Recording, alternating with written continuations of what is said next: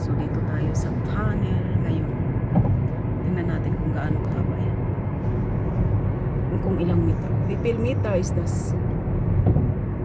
Against? I'm not seeing it. This is a short lang pala ito. Short lang pala itong tunnel. Short lang.